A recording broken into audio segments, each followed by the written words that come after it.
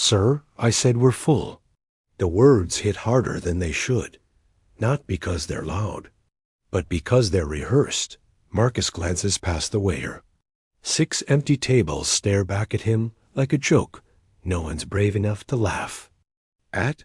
But there are, he gestures, trying not to let frustration crack his voice. There are literally 6 open. "We're full," the man repeats, clipped and firm. His jaw was tight, his eyes on everything but Marcus. A couple at the bar glances over, then looks away like they didn't see it. Marcus breathes in through his nose. Deep, controlled. He adjusts the cuff of his navy blazer, the one he bought for moments like this, to look safe, to look professional, to look acceptable. Did I miss a reservation policy? Or the waiter turns away, walks back behind the host's stand, says nothing. Just like that, the space shrinks around Marcus. The weight of it isn't just in the man's voice. It's in the silence that follows. The kind of silence you only notice when your dignity's been put on trial in a room full of quiet witnesses. His stomach tightens. It was supposed to be a celebration. He landed the biggest deal of his life this morning. But here he is, again, on the outside, looking in. Marcus speaks low, barely louder than a breath. "Do you think I don't see what this is?" The hostess flinches just slightly. She doesn't respond. "I don't need to." Her eyes dart toward the manager, then back to the reservation screen that hasn't been touched in 5 minutes. "Sir, we're just very busy today," she says finally, voice brittle with fake professionalism. Behind her, a white couple walks in. No reservation. Laughing, casual. Within seconds, they're seated in the booth Marcus had been watching. He swallows hard. It's not just about this table. It's not even about this place. It's about every room he's had to shrink in just to be tolerated. Every fake laugh. Every "you speak so well." Every "you don't seem like you're from East Oakland" that tried to sound like a compliment. Same playbook. Different building. He tries again, softly. "Look, I'm not trying to cause a scene. I just want a table." The hostess straightens her name tag like it'll give her more authority. "It's not about race, sir." Marcus laughs. Once, bitter and breathless. He hadn't even said the word yet. He steps aside, walks down the hallway toward the restroom. Not to use it, just to breathe. Just to not snap.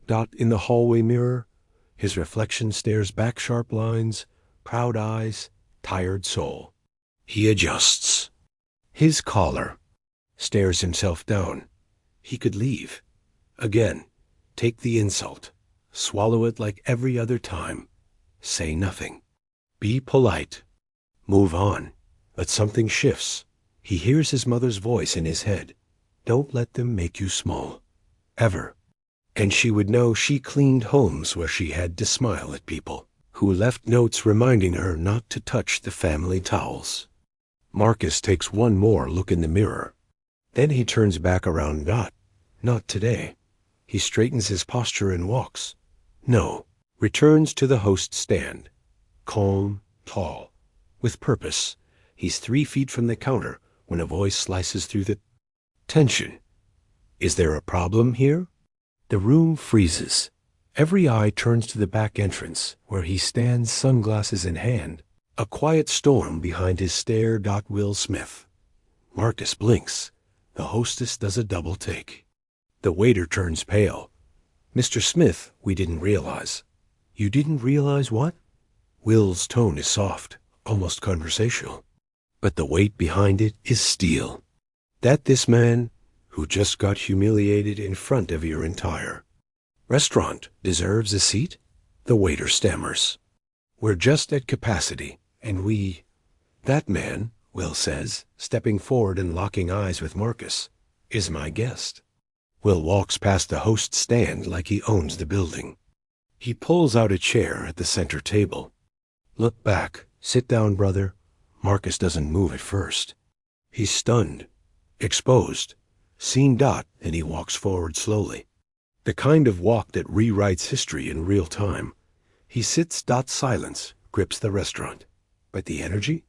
It just flipped. You pulled it off, Marcus.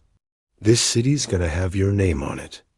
The CEO claps him on the shoulder, grinning like it's his win too. Marcus forces a smile. Nods. Say the right things. Appreciate the opportunity, sir. My team and I are excited to get started. They toast champagne, high above the city skyline. He'll soon reshape a 78-story vertical forest. Green tech. Black architect. Historic dot. But no one in that room knows the weight behind his smile. The late nights chasing perfection, because he knew one slip-up wouldn't be seen as a mistake. It'd be seen as a confirmation. The meetings where he was introduced. As the diversity hire, until his blueprints shut them up. They don't know how it feels to win, and still wonder if they're only clapping because it makes them feel progressive. He shakes hands, thanks everyone again, and walks out. His phone buzzes. Congrats, bro. Proud of you. They better say your name right this time, Marcus chuckles. But beneath the joy, there's something else. A tension. A knowing success doesn't cancel out the cost it took to get here. He used to watch her scrub floors on her knees. Never complained, never slowed. Just moved like the dirt offended her existence. His mother cleaned houses in the hills, places where they called her sweetheart, and never remembered her name. She told him once, if they don't see you, it's because they never meant to. She'd come home with cuts on her hands and sore feet. I still made dinner, still asked him about school, still smiled. Marcus learned quiet dignity from her, not because she chose it, but because the world demanded it. He remembers once asking why she didn't say anything when a client yelled at her over a smudge that wasn't hers. She looked him dead in the eye. Because sometimes, baby, silence is the only thing they'll let you keep.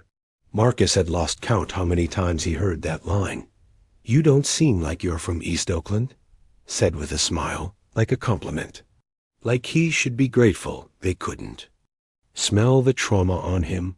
He learned how to code switch before he knew what it was called. I learned how to carry the pain without letting it show. Learned how to blend in with people who thought black excellence was a plot twist. Boardroom meetings, where they praised his calm demeanor. Clients who laughed too hard when he said where he grew up. You made it out, huh? Bet your mom's real pride. As if survival made him special. As if making it made the system disappear. But he never forgot the weight of microaggressions. The isolation. The performative inclusion that came with strings. This morning proved something different. He didn't make it out. He built something within it. Can you just wait outside for a moment? Marcus pauses. Sorry? The hostess won't meet his eyes. She glances at the reservation list like it's a shield. We're just clearing a table. Shouldn't be long. Behind him, the door. Chimes. A white couple walks in smiling, relaxed. No reservation from the sound of it.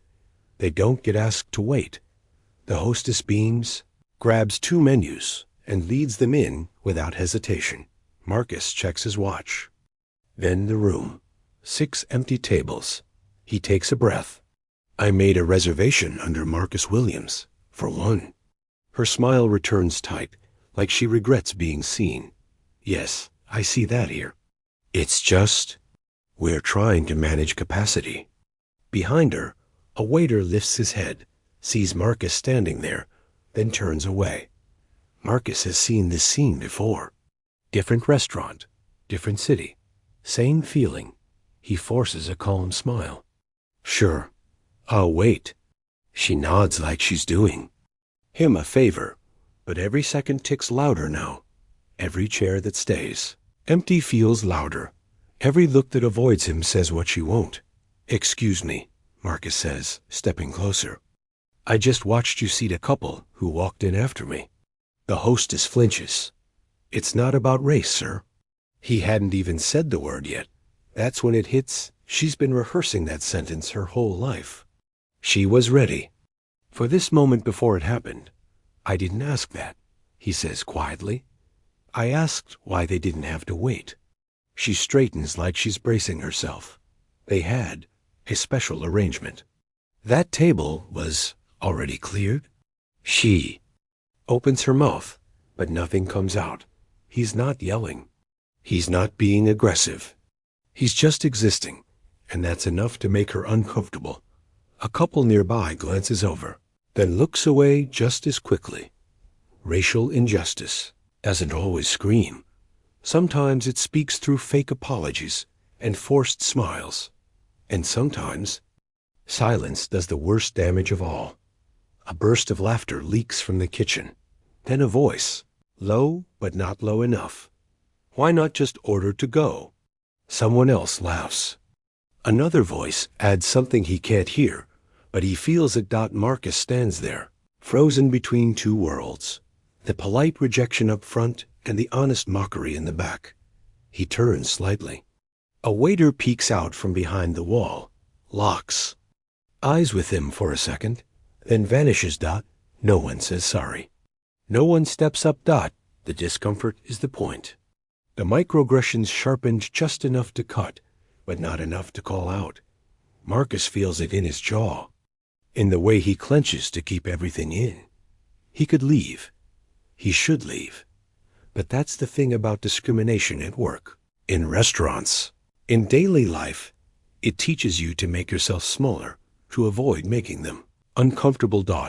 He steps into the bathroom. Closes the door. Lock it. Stares into the mirror like it's challenging him. His reflection looks tired, but solid. Marcus adjusts his tie, pulls his shoulders back, eyes steady. He whispers just once, not today. No more swallowing the sting to keep the peace. No more shrinking to be digestible. He leaves the bathroom. Walk back to the host. Stand. Not asking. Not waiting. Not apologizing for existing in a place he earned every right to be.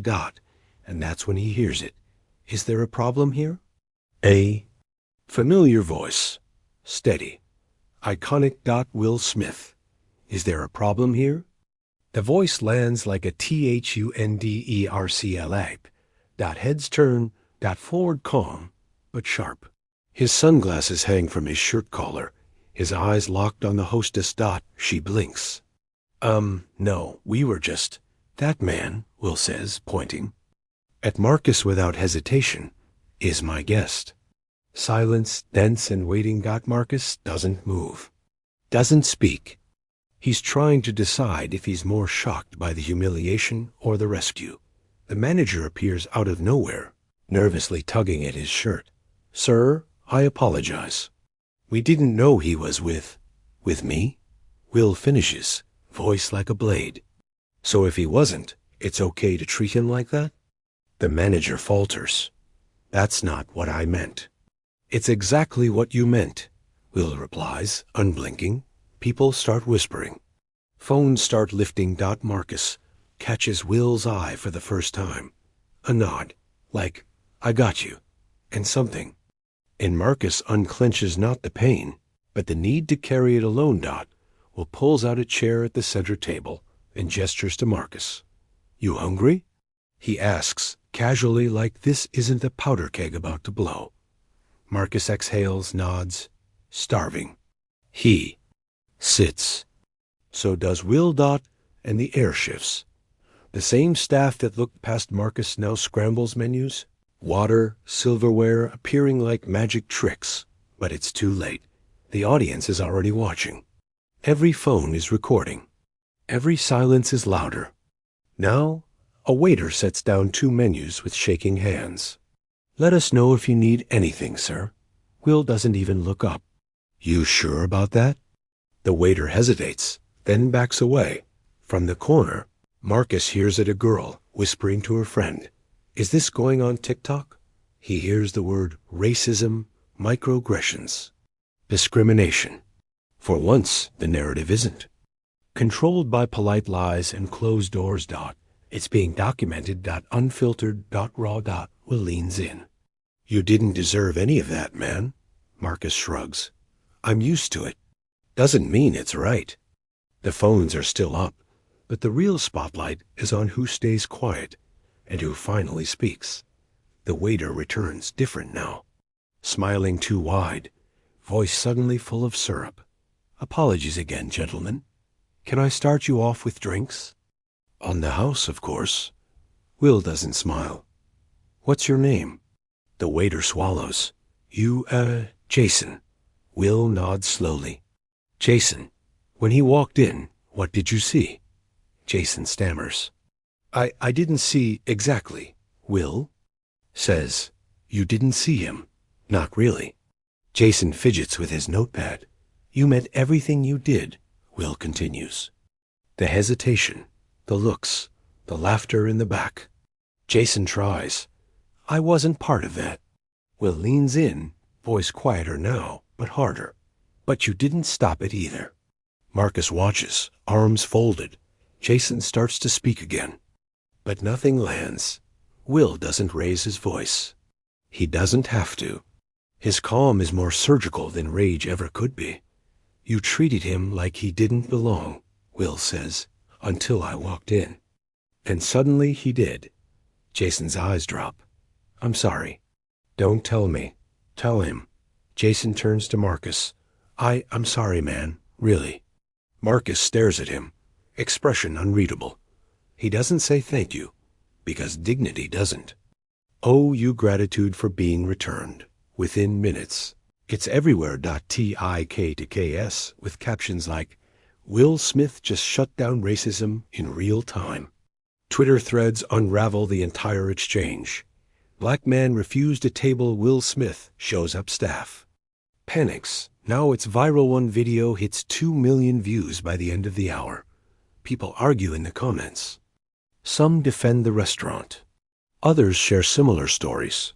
Discrimination at work, public humiliation, subtle racism passed off as policy. But one clip goes deeper. It's just Marcus.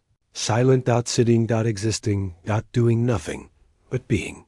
And that's what caused the earthquake. The image hits harder than any speech. He didn't throw a scene. He didn't fight. He was polite, and they still made him invisible. That silence? It's now the loudest part of the video. Will looks up as the manager nervously approaches. We'd love to comp your meal, and deeply apologize on behalf of the staff. Will waves him off. It's not about the meal. The manager nods. Of course. Will locks eyes with him. You comp it because I'm famous. He couldn't even get water. The manager freezes. Will keeps going. Respect shouldn't need a spotlight. Shouldn't depend on a name. Marcus is quiet, watching, not because he's weak, but because sometimes silence says more than outrage ever could. Will stands to the room, to the cameras, to whoever needs to hear it. This isn't about me. It never was. And for the first time since Marcus walked through that door, someone listens. Yo, is this really happening? The voice is shaky. Off-screen, just a teenager with a cracked phone and wide eyes. The clip is only 42 seconds, but it hits like a freight train. The camera shakes as it captures Marcus, sitting quiet, and Will Smith standing firm, and it pans just for a second to the hostess, the waiter, the manager. That second? That's all the internet needs. By nightfall, it's everywhere. TIKTOK. Twitter, Reddit, YouTube, CNN. The caption reads, Will Smith stands up for black man refused service. Watch how the staff panics. But the real power isn't the celebrity. It's Marcus. Silent. Still. The comments start flooding in. This is why we talk about racial injustice. I've been that man. He didn't even raise his voice. And they still made him the problem. This is what discrimination at work and in public looks like. Marcus watches it all from his phone. His face in split screens. His silence. Looped and dissected. He's everywhere, but no one's actually heard him yet. And now? He's not sure what to say. By morning, Yelp crashes. Old reviews resurface buried 1 stars with phrases like, "My black fiance and I were told to wait," while others walked right in. The hostess gave me a dirty look and said they were. Full 6 tables were empty. Rude staff if you're not white. Period. Screenshots start circulating on Twitter, captioned with, "This didn't start yesterday." A former waiter speaks out anonymously. "They trained us to seat certain types in the back." It was all about atmosphere. I knew what that meant. Another post gains traction. I worked there. We were told to ask for IDs more often if the customer looked urban. I never forgot that word. One photo shows an employee handbook, nothing explicit, but all the usual coded phrases. Maintain our premium guest experience. Discretion with table placement. The microaggressions weren't accidental. They were culture. Marcus scrolls in silence. His name is in headlines now, but all he sees are receipts, and the weight of every unspoken moment is crashing back. The restaurant released a statement at noon. "We deeply regret the unfortunate misunderstanding involving Mr. Marcus Hill. Our staff is undergoing training to ensure this never happens again." That one word, misunderstanding, ignites a firestorm. Marcus reads it once, then again. His jaw tightens. It wasn't a misunderstanding. It was racial injustice in real time. And now they're trying to sweep it under the same rug they've been standing on for years. Twitter erupts. A misunderstanding? Is that what you call casual racism now? They're sorry because they got caught.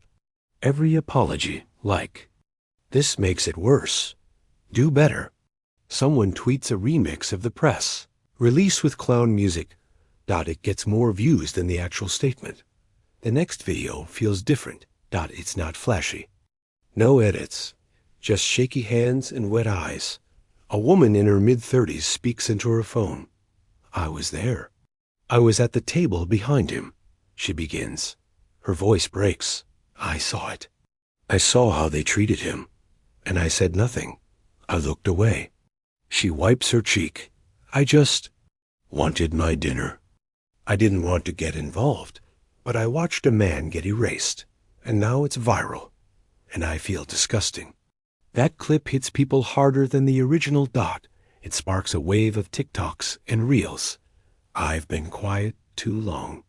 I worked in places like that and said nothing. This woke me up. The comments are flooded with one phrase, "I see you." And for the first time, Marcus isn't just a symbol of pain. He's a mirror, and people are starting to look. He didn't want to go live. He doesn't like cameras. But the truth?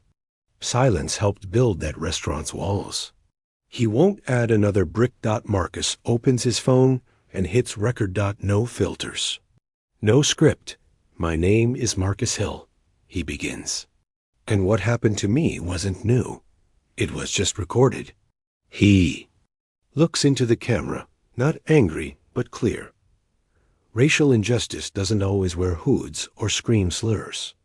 Sometimes it wears a smile and says, "We're full." He pauses. "I've been followed in stores, ignored at counters, told I speak well for someone from where I'm from." He shakes his head. "But this story isn't about me. It's about all of us who've been made small just to keep others comfortable." He leans forward. "And if my silence made you uncomfortable, good, because I'm done being quiet." That video doesn't just go viral. It becomes the start of something louder than any headline. "They fired me for following the rules," the waiter mutters in a leaked voicemail. But the internet's already moved on. A closed for remodeling sign hangs on the door, taped crooked like an afterthought. No goodbye post, no refund emails. Just silence. 1 week later, Google lists the restaurant as permanently closed. No ceremony. No fanfare. Just gone. And somehow, that silence is louder than all the noise before it. People walk by, Point at the boarded-up windows and whisper, "That's the place from the viral video. They used to treat black folks like ghosts in there. Good riddance." Marcus drives by once, doesn't stop. Don't smile. He just nods. Not at revenge, at truth. Finally catching up. 3 minutes. The aide whispers as Marcus adjusts the mic. But he doesn't need long. "My mother cleaned homes she was never allowed to sit in." He says, voice steady, "I've been waiting at doors my whole life." Silence. "I'm not asking for favors. I'm asking for fairness. For my niece to grow up in a city where she's not asked to wait while someone else walks in." He looks out across the room. City council members, reporters, students with their phones recording. Racial injustice doesn't start with slurs. It starts with who gets seen and who gets ignored. A pause, and we're done being ignored. He steps back. No applause. Just deep, still understanding. The kind that shifts things. The mayor's voice crackles through the speaker. "We want to name the atrium after you, Marcus. You built it. You earned it." He stares out the window at the rising glass tower. His tower. He remembers every time he was told to tone it down. Every microaggression. Every meeting where they praised his work but passed over his ideas. Now, the plaque will read, "The Marcus Hill Pavilion." He doesn't cry. He just breathes, and it feels like air he wasn't allowed to have before. Will grins across the table, lifting his glass. "This one's on me," he says. "Next time, you pick the place." Marcus chuckles, shaking his head. "This is the place." They clink glasses in a black-owned spot that hums with soul and laughter. The waiter knows his name. The chef sends out an extra plate. On the house, no one stares. No one hesitates. Just warmth. Marcus leans back. The noise around him, a kind of music. This isn't a comeback. It's the beginning. You saw it happen. He didn't yell. He didn't fight. He stood. So now it's your turn. Would you have spoken up or looked away? If you've ever been overlooked, erased, or expected to stay silent, this one was for you. Let the unheard know they're not invisible anymore. Say it loud. I see you.